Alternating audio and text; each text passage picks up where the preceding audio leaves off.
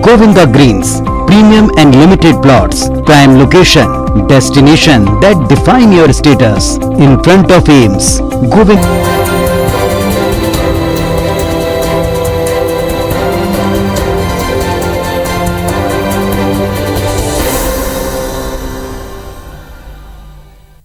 नमस्कार, छत्तीसगढ़ की बात में स्वागत है आपका।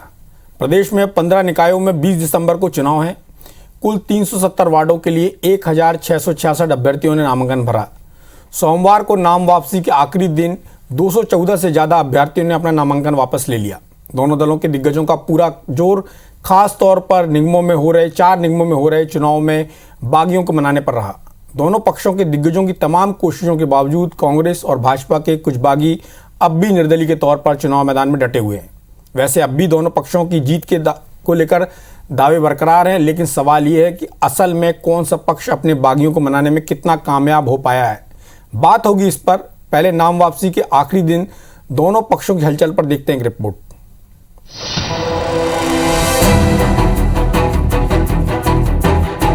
छत्तीसगढ़ के 15 निकायों में हो रहे चुनाव के लिए नामांकन वापसी की आखिरी तारीख को सभी निकायों में कांग्रेस और भाजपा के बड़े नेता सक्रिय नजर आए।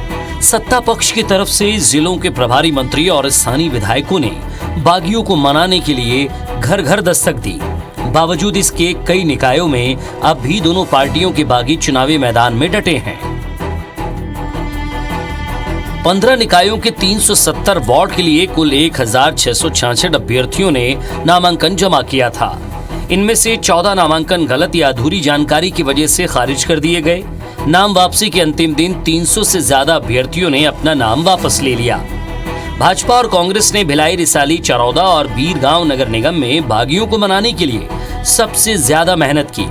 भिलाई नगर निगम में सबसे ज्यादा 439 अभ्यर्थियों के नामांकन भरे गए थे। इनमें 100 से ज्यादा अभ्यर्थियों ने आज अपना नामांकन वापस ले लिया, लेकिन एमआईसी के मेंबर सुशन लोगन, पूर्व पार्षद जानकी साहू और दिनेश साहू ने अपना नाम वापस नहीं लिया। भाजपा ने वार्ड नंबर 19 के लिए अजितेश सिंह को अपना उम्मीदवार बनाया, लेकिन उन्होंने भाजपा के बागी रामानंद मौर्य का समर्थन करते हुए अपना ही नाम वापस ले लिया। बीरगांव नगर निगम में कांग्रेस के 6 बाकी अभ्यर्थियों में से 4 को मना लिया गया है, जबकि 2 निर्दलीय तौर पर अब भी चुनावी मैदान में डटे हैं। बीरगांव में भाजपा के कई बागियों ने अपना नामांकन वापस ले लिया है। रिसाली नगर निगम में भाजपा के 3 बागियों ने अपना नामांकन वापस लिया है। सारंगढ़ नगर पालिका में बागियों को मनाने के लिए मंत्री प्रेमसाय सिंह टेकाम नेताओं के घर घर तक पहुंचे, तो इधर पार्टी मुख्यालय में पीसीसी चीफ ने संबंधित जिलों के प्रभारी मंत्रियों और विधायकों से लगातार रिपोर्ट ली। सारंगढ़ में नगर पालिका का चुनाव हो रहा है और उस सिलसिले में हम लोग यहाँ पे आए हैं। इतना बड़ा पार्टी है, लोग बहुत हैं। उसमें कुछ संतुष्ट रहेंगे, कुछ असंतुष्ट रहेंगे। जो असंतुष्ट है उनसे चर्चा कर रहे हैं, बातचीत करके रास्ता निकालने का प्रयास कर रहे हैं। प्रत्याशी थे जो डमी के रूप में भरे हुए थे, उनका फॉर्म वापस किया गया है। 2 आदमी ऐसे है जो बागी लड़े के मन बना ले हैं, वो मतलब मनाए के प्रयास करें पर मन नहीं मानिस, तो ऐसे लगा था कि अब वो मानने पर तैयार नहीं। अब नाम वापसी के समय भी खत्म हो गए। वहीं बागियों को मनाने के लिए अब भी कांग्रेस और भाजपा के अपने अपने दावे हैं। प्रदेश कांग्रेस अध्यक्ष मोहन मरकाम ने कहा कि हम अपने सभी लोगों को मना लेंगे, जबकि पूर्व मुख्यमंत्री रमन सिंह का दावा है कि निकाय चुनाव में भाजपा का प्रदर्शन बेहतर होगा। जितने भी बागी आवेदन किए हैं उनको हम मनाने का प्रयास कर रहे हैं। लगातार संगठन के पदाधिकारियों से, अन्य नेताओं से हम लोग बात कर रहे हैं, क्योंकि हर व्यक्ति की मंशा होती है कि वो उनको टिकट मिले, मगर अगर 10 मांगते हैं तो टिकट एक ही को मिलेगा। नगरीय निकाय चुनाव के बाद तैयारी हो गई, सब फॉर्म भर दिए गए, प्रभारी नियुक्त हो गए और कुल मिलाकर पूरे छत्तीसगढ़ में 15 स्थानों में अलग अलग नगरीय निकाय के जो चुनाव हो रहे हैं, भारतीय जनता पार्टी उसमें बेहतर प्रदर्शन करेगी। नामांकन वापसी के अंतिम दिन दोनों दलों के दिग्गजों के तमाम प्रयासों के बाद भी सभी बागियों ने नाम वापस नहीं लिए। इन्हें मनाने के लिए अंतिम दिन तक प्रयास जारी रहेगा। अब बारी है जनता दरबार में पहुंचकर वोट मांगने की। वैसे बागियों को मनाने और जीत को लेकर दावे अब भी जारी हैं। किसका दावा खरा है ये देखना होगा। सौरभ सिंह परिहार, IBC 24, रायपुर।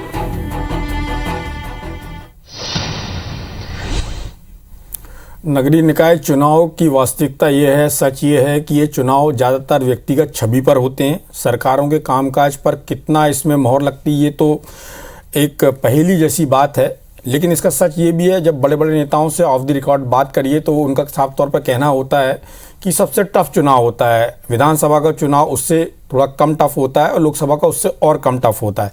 सबसे ज़्यादा मुश्किल इसमें ये होती है कि जो प्रत्याशी है उसकी व्यक्तिगत छवि किस तरह की है वो बहुत ज़्यादा डिपेंड करता है।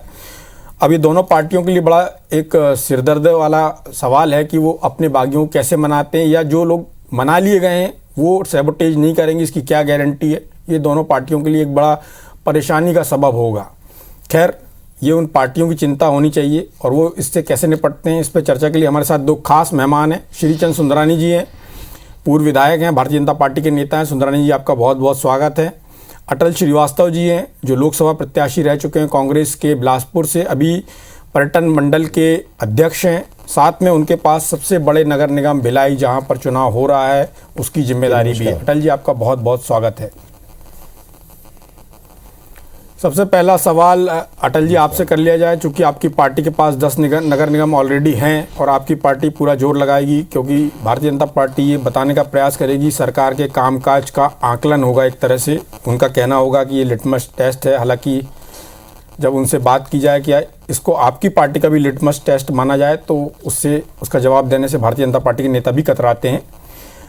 आपकी पार्टी के जो बागी हैं, क्योंकि आपकी पार्टी सत्ता में है, इसलिए आपके लिए बहुत आसान भी है उनको, क्योंकि आपके पास बहुत सारे पद ऐसे होते हैं जहां पर उनको एडजस्ट किया जा सकता है। संगठन भी आपकी पार्टी का बहुत सक्रिय है और पार्टी सत्ता में है, इसलिए लोगों का आकर्षण भी है। इसके बावजूद जो लोग सैबोटेज करने की स्थिति में है या जो लोग खड़े हैं अभी चुनाव में, उनसे किस तरह से आपकी पार्टी निपट रही है?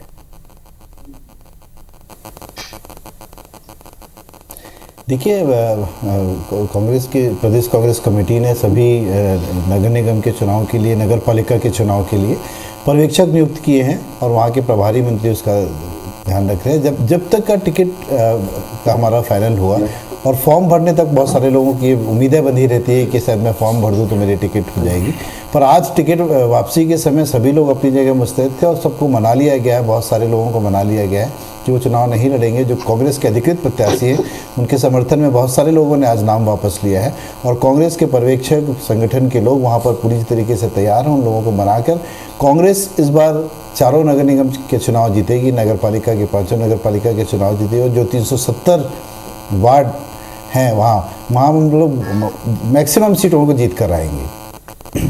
अटल जी, आपका ऐसा कहना है कि आपने लोगों को मना लिया है, लोग आपकी बात से कन्विंस हैं और पार्टी के लिए काम कर रहे हैं, लेकिन उन लोगों का क्या जो पार्टी का झंडा बैनर उठा रहे हैं, लेकिन अंदर से आपकी पार्टी के जो कैंडिडेट है, पार्टी की बात नहीं करूंगा क्योंकि पार्टी ने उनको सिंबल अलॉट किया है या अलॉट करेगी, उनके खिलाफ वो काम करेंगे अंदर से, ऐसे लोगों से कैसे निपटेंगे? आपने उसके लिए क्या तंत्र बनाया है? देखिए, कांग्रेस में अनुशासन समिति है और कोई भी आदमी कांग्रेस के अधिकृत प्रत्याशी के खिलाफ काम करता हुआ दिखेगा या चुनाव लड़ेगा, उसको कांग्रेस से 6 साल के लिए निष्कासित कर दिया जाएगा। इसमें कहीं कोई कोताही नहीं होगी क्योंकि कांग्रेस की सरकार है, इसलिए कोई भी आदमी कांग्रेस के अधिकृत प्रत्याशी के खिलाफ काम नहीं करेगा। चलिए, श्रीचंद सुंदरानी जी भी हैं। सुंदरानी जी, ऐसी खबरें आ रही हैं कि आपकी पार्टी के सबसे ज़्यादा जो उम्मीदवार हैं, मतलब बागी हैं, वो सबसे ज़्यादा आपकी पार्टी के हैं और जनता कांग्रेस छत्तीसगढ़ का सहारा लेकर वो चुनाव मैदान में है। एक तो समस्या ये है, दूसरा आपकी पार्टी चूँकि सत्ता में नहीं है, इसलिए आपकी पार्टी के नेताओं की जो एक सिंगल कमांड है या एब्सोल्यूट कमांड है वो कैसे उन तक पहुँचेगी और आपकी पार्टी किस तरह से जो बागी हैं उनको घेरेगी या उनको मनाने का प्रयास करेगी? चूँकि आज मनाने का दिन तो निकल गया, तो आगे क्या आपकी रणनीति होगी? डॉक्टर शिरीष जी, करीब 16 नगरीय संस्थाओं में चुनाव हो रहे हैं, 370 सीटों के चुनाव है। अधिकांशतः बागी उम्मीदवारों को समझा लिया गया है, उन्हें मना लिया गया है, उनके फॉर्म वापस करा दिए गए हैं। जहाँ रहा सवाल कुछ लोग बचे हैं तो वो भी समझा बुझा कर उनको बैठाने का प्रयास करेंगे, अधिकृत प्रत्याशी के विरुद्ध वो काम नहीं करेंगे। भारतीय जनता पार्टी संगठन के माध्यम से काम करती है और भारतीय जनता पार्टी एक ऐसा दल है कि कार्यकर्ता 5 साल तक पूरी मेहनत करते हैं। निश्चित रूप से महत्वाकांक्षा होती है और योग्य उम्मीदवार पर्याप्त मात्रा में हमारे पास रहती है। जिनको टिकट मिला वे भी योग्य है, जिनको नहीं मिल पाया किसी कारण से हम नहीं दे पाए वो भी योग्य प्रत्याशी थे, लेकिन संगठन के आदेश और निर्देश का पालन करते हुए अधिकांश 90% बागी उम्मीदवारों ने वापस ले लिए पूरे प्रदेश में। रहा सवाल व्यवस्थाओं का, रहा सवाल परिणाम का, मैं आदरणीय अटल श्रीवास्तव जी को सुन रहा था कि वो कह रहे थे कि कांग्रेस को बहुमत मिलेगा चारों नगर निगम और सभी संस्थाओं। मैं आपको दावे के साथ कह सकता हूं डॉक्टर सिरीज जी, वो कांग्रेस की उल्टी गिनती की शुरुआत हो गई है। 3 साल का कार्यकाल समाप्त हो गया, शासन स्तर पे भी उल्टी गिनती की शुरुआत हो गई है, जनता में भी इनके ग्राफ तेजी से गिरा है। जो माहौल आज मैं स्वयं पिछले 12 दिन से बीरगांव नगर निगम के चुनाव को देख रहा हूं, जिस प्रकार से लोग जनता उमड़ कर साथ में आ रही है, नामांकन रैली भी आप लोगों ने देखी होगी डॉक्टर सिरीज जी, किस प्रकार लोगों का झुकाव भारतीय जनता पार्टी के तरफ बढ़ रहा है और पूरे प्रदेश में अनिश्चितता का वातावरण कांग्रेस के प्रति है। वादे इन्होंने पूरे नहीं किए। हम जोर शोर से इनकी विफलताओं को उठाएंगे, अपनी सफलताओं को उठाएंगे और मोदी जी की सरकार की सफलताओं को, डॉक्टर रमन सिंह जी के 15 साल के किए गए कामों को जनता के बीच में, नगरीय प्रशासन के माध्यम से डॉक्टर रमन सिंह जी की सरकार ने जो सड़कों का जाल बिछाया, घर घर में पानी पहुंचाने का काम किया, नाली, बिजली, पानी सब दिशा में काम किया है। यह जी श्रीचंद जी, आपने कहा कि बहुत भीड़ आ रही है। आपको याद होगा 2003 में जब यहाँ पर विद्याचरण शुक्ल जी ने एनसीपी के साथ चुनाव लड़ा था तो उनके पास भी बहुत भीड़ आती थी और जब जीतने वाली बात आई तो सिर्फ एक सीट जीत पाए और बाकी पूरे प्रदेश में उनकी जो हालत हुई थी वो सभी को मालूम है। तो क्या राजनीतिक जो ये आयोजन होते हैं उसमें जो भीड़ आती है, क्या वो आपकी जीत का पैमाना है या सरकार की लोकप्रियता या अलोकप्रियता का पैमाना है? डॉक्टर श्री जी, मैं इसको खुलासा करूंगा। निश्चित रूप से विद्याचरण शुक्ल जी ने जो माहौल बनाया था छत्तीसगढ़ में, उन्होंने बहुत अच्छा माहौल बनाया था, भीड़ भी आती थी, लेकिन धरातल पे उनका संगठन नहीं था। अचानक नए दल के रूप में सामने आए थे जिस संगठन का कोई काम नहीं था, लेकिन भारतीय जनता पार्टी का संगठन बूथ स्तर पे है। हर बूथ पे हमारे 25 कार्यकर्ताओं की एक समिति है जो लगातार 5 साल काम करते रहती है। कोई एक दिन का काम नहीं, चुनाव का काम नहीं होता, चाहे वो सामाजिक कामों में हिस्सेदारी की बात हो, क्या कोरोना महामारी से लड़ने की बात हो, तो हमारे कार्यकर्ताओं ने भरपूर लोगों की मदद की है। वो लोगों से कभी संकट के समय में अगर कोई कार्यकर्ता खड़ा होता है तो जनता उसको याद करती है। और कोरोना महामारी के समय में जिस प्रकार भारतीय जनता पार्टी के कार्यकर्ताओं ने बढ़ चढ़कर हिस्सा लिया था लोगों को राहत दिलाने के लिए। चलिए, आपने जो चर्चा है उसको मुद्दों की तरफ मोड़ दिया, तो अटल जी से भी बात करता हूं कि क्या मुद्दे होंगे, सरकार के किन कामों को लेकर जनता के बीच में जा रहे हैं। जैसा कि आपका कहना है, श्रीचंद जी का कहना है कि सरकार के प्रति जनता का रुझान कम होता जा रहा है, कितना सच है अटल जी बता पाएंगे? देखिए जी देखिए, कांग्रेस की सरकार 2018 में जब बनी और माननीय मुख्यमंत्री भूपेश बघेल जी बने तो उन्होंने जो हमारे घोषणा पत्र में 34 वादे थे उसमें से 27 वादे पूरे कर दिए। ये नगरीय निकाय के चुनाव जो होते हैं वो सफाई, बिजली, पानी, लोगों के ज़मीन की रजिस्ट्रियाँ, इन सब चीज़ों के मुद्दे पर, नगर निगम का नक्शा पास, इन सब मुद्दों पर नगरीय निकाय के चुनाव होते हैं। माननीय मुख्यमंत्री भूपेश बघेल जी ने सबसे पहले तो बिजली बिल हाफ किया, जो नगरीय निकाय में इसका फ़ायदा हमको मिलेगा। रजिस्ट्री के रेट जो भारतीय जनता पार्टी की सरकार ने, जो गरीब आदमी, आम आदमी, जो मध्यम वर्ग की परिवार बहुत ज़्यादा रजिस्ट्री का रेट देना पड़ता था, उसको उठा के उन्होंने 30% कम कर दिया। जो रजिस्ट्री शुल्क लगता था महिलाओं के लिए, उसमें स्पेशल कंसेशन 2% का मिला, जो अब 5% पे होता है। जहाँ तक सफाई की बात है तो छत्तीसगढ़ को केंद्र में बैठी हुई भारतीय जनता पार्टी की सरकार ने सफाई के मामले में छत्तीसगढ़ को पुरस्कृत किया है कि पूरे छत्तीसगढ़ में जहाँ तक सफाई का काम है नगरीय निकाय में, वो बहुत अच्छी तरीके से चल रहा है। नल जल योजना का काम शुरू हुआ है, लोगों तक पानी पहुँचाने का काम बहुत तेज़ी से चल रहा है। शहरी क्षेत्रों में माननीय मुख्यमंत्री जी ने धन्वंतरी योजना की शुरुआत की है। जो मेडिकल स्टोर खुले हुए हैं वहाँ पर जो दवाइयाँ हैं वो 40 से 50% कम रेट पर दवाइयाँ उपलब्ध हो रही हैं। वो एक मध्यम वर्गीय परिवार को, गरीब परिवार को बहुत बड़ी फायदे की बात है। और आत्मानंद इंग्लिश मीडियम स्कूल जो सभी नगरीय निकायों में खुले हुए हैं, आदमी मध्यम वर्गीय परिवार अपने बच्चे को नहीं पढ़ा पाता था, पर मुख्यमंत्री जी ने एक बहुत महत्वाकांक्षी योजना शुरू की है कि गरीब के बच्चे इंग्लिश मीडियम स्कूल में खुलेंगे। और आप देखिए कि पूरे छत्तीसगढ़ के सभी जिलों में 4 से 5 स्कूल, आत्मानंद स्कूल शुरू हो चुके हैं, जिसका फायदा कांग्रेस सरकार को मिलेगा। खेलकूद के क्षेत्र में अगर बात करें नगरीय निकाय में, ये भी एक बहुत महत्वपूर्ण मुद्दा होता है। तो अभी 5 साई के सेंटर्स खुले हैं। बिलासपुर में ही देखिए कि हॉकी, तीरंदाजी, एथलेटिक का सेंटर खुला है। रायपुर में बैडमिंटन का सेंटर खुला है। तो इस तरीके से खेल की गतिविधियों में भी बहुत बड़ा काम हुआ है। और आप बात करेंगे जहाँ तक भारतीय जनता पार्टी की बात है, तो भारतीय जनता पार्टी केवल एक ही चीज़ बता दें, जो कि आम आदमी जो कि नगरीय निकाय में रहते हैं, कि गैस सिलेंडर का रेट 900 से ज़्यादा पहुंच चुका है। पेट्रोल और डीजल की कीमत 100 पार हो चुकी है। लोग त्राहिमाम कर रहे हैं महंगाई से लेकर। इसका जवाब भारतीय जनता पार्टी के पास क्या होगा? ये भारतीय जनता पार्टी से आम जनता पूछना चाहेगी कि आखिर इस महंगाई की मार को आम जनता कैसे, नगरीय निकाय में रहने वाले मध्यम वर्गीय के लोग, गरीब लोग कैसे इस काम को करें। और जहाँ तक गरीबों की बात है, तो गरीबों को आवाज़ देने का काम हमारी सरकार कर रही है। चलिए, बहुत बड़ी बात अटल जी ने कही कि जो स्वच्छता में छत्तीसगढ़ को करीब 67 पुरस्कार मिले हैं। 82 जो नगरीय क्षेत्र हैं जहां पर आत्मानंद इंग्लिश स्कूल खुले हैं। साथ में जो चलित हॉस्पिटल वाली योजना है, जिसमें जाके लोगों का स्वास्थ्य परीक्षण कराया जाता है। इसके अलावा सबसे महत्वपूर्ण बात जो बिजली बिल हाफ और महंगाई, इसका भारतीय जनता पार्टी के पास क्या जवाब है? अटल श्रीवास्तव जी ने अपनी सरकार की उपलब्धियां बताई। साथ में एक महत्वपूर्ण उसमें जो पहलू है वो है महंगाई का मुद्दा। भारतीय जनता पार्टी महंगाई के मुद्दे को कैसे एड्रेस करने जा रही है? श्रीचंद जी, आपके सामने बहुत सारी समस्याएं, सरकार के काम हैं, कुछ इस तरह के काम हैं, चाहे स्वास्थ्य के क्षेत्र में बात कर लें, चाहे वो सफाई के क्षेत्र में बात कर लें, चाहे वो बिजली बिल की बात कर लें, चाहे इंग्लिश मीडियम स्कूल की बात कर लें। सरकार ने एक एग्जाम्पल सेट किया है शहरी क्षेत्रों के लिए। तो आपकी पार्टी क्या सिर्फ आरोप पर जाएगी चुनाव में, कि आपके पास कुछ इसका सॉल्यूशन है? आपके पास, आप जनता को कुछ नया मॉडल देने की बात करना चाह रहे हैं? भारतीय जनता पार्टी कभी आरोप में विश्वास नहीं करती। भारतीय जनता पार्टी के पास पर्याप्त आधार है कांग्रेस के खिलाफ बोलने का।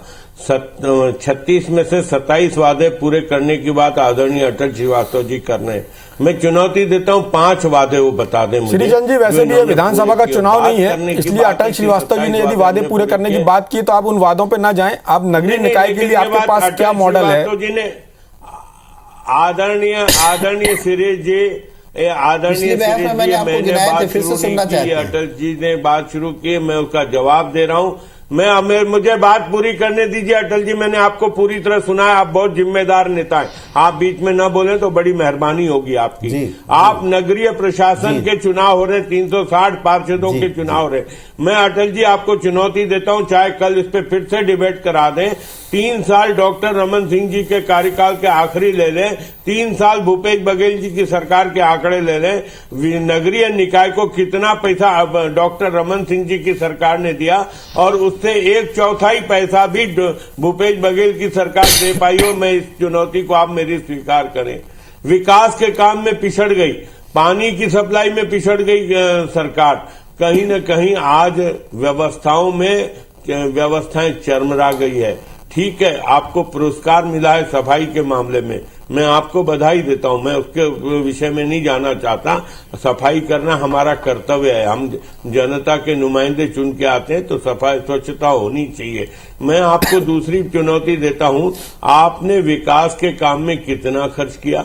आप महंगाई की बात कर रहे हैं, पेट्रोल डीजल पे मोदी जी की सरकार ने केंद्र के कर का 10 रुपया, 5 रुपया डीजल पे, पेट्रोल पे 5 रुपया कम किया, 10 रुपए। लेकिन आपने कितना? 75 पैसा किया, 25 रुपए, 22 रुपए टैक्स आप राज्य सरकार का। चलिए, आपके दोनों चुनौतियों पे अटल जी का जवाब ले लेता हूं, क्योंकि मेरे पास समय की कमी है।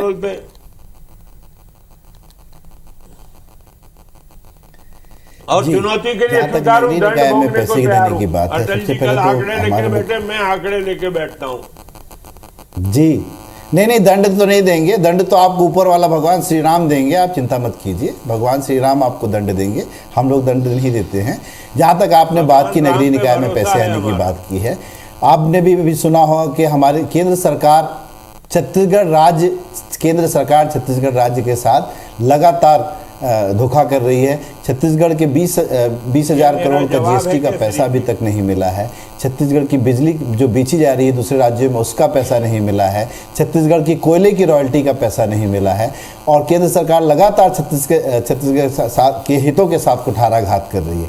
जहाँ तक बात है इनके पैसे देने की, तो रायगढ़ के अधिवेशन में चुनाव के पहले रमन सिंह जी ने वहाँ के कार्यकर्ताओं से कहा था कि आप लोग कमीशन खाना छोड़ दीजिए, तो अगले आने वाले 5 सालों में जवाब है क्या डॉक्टर? ये कमीशन खोरों की सरकार थी। कांग्रेस की सरकार ने जनता के हित में काम किया है। कांग्रेस की सरकार ने जनता के हित में काम किया है। आज तो आम जनता पूछ रही है, टमाटर जो है वो 100 रुपए किलो हो गया है। आप देखिए कि किस तरीके की महंगाई, ये हम दो हमारे दो की सरकार पूरी सरकारी संपत्तियां बेच रही है। आम जनता हाहाकार कर रही है, पर इनको कोई फर्क नहीं पड़ता है। चलिए जी, आपकी नीतियों ने, जब पेट्रोल और डीजल के दाम बढ़ेंगे तो हर चीज के दाम बढ़ेंगे। जब कांग्रेस की यूपीए की सरकार थी तब 110 रुपए बैरल डीजल और पेट्रोल मिलता था अंतर्राष्ट्रीय में। आज 60 रुपए पार्टी के आरोप में कितनी दम है, कांग्रेस के काम में कितनी दम है, पार्टी के नेताओं की छवि कैसी है और जनता क्या सोचती है, इसका तो फैसला 20 तारीख को होगा। और 23 तारीख को जब काउंटिंग होगी तो इसके रिजल्ट बताएंगे कि जनता ने किस पार्टी के काम को पसंद किया। इस चर्चा में भाग लेने के लिए आप दोनों का बहुत बहुत धन्यवाद। नमस्कार।